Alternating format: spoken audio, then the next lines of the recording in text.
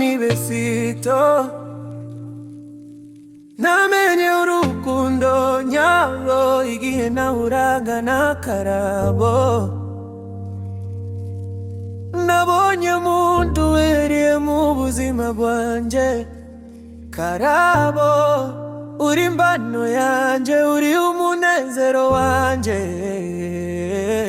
uri Karabo mukunda. Karabo wanje, uri icyo mbarusha, uri banga ritagira abandi. Mu maso yawe mbona urumuri rw'ubuzima. Umutima wanje wahisemo wewe wenyine, wewe wenyine. Uri Karabo kanje keza, indirimbo yanje y'urukundo. Nzagukunda uyu munsi n'ejo, kuko uri uwanje iteka.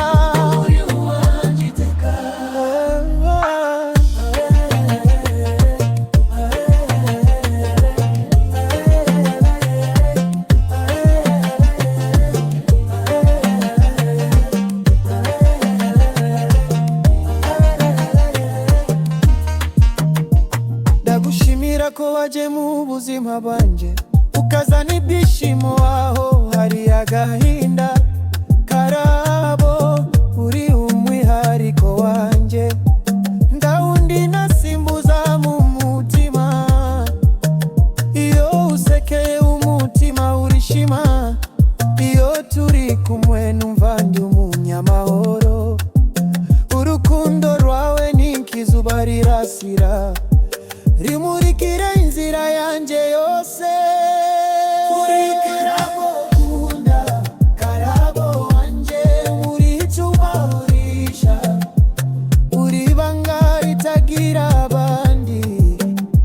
Mu buzima bwanje uri zahabu, nzahorana nawe mu bishimo no mu bigeragezo.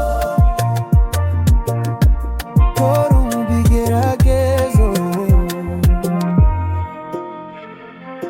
Uyu munsi nagusezeranya Karabo, kukuba no kugukunda iteka. Urugo rwacu ruzabe warwaho, rurangwe n'ibyishimo n'urukundo.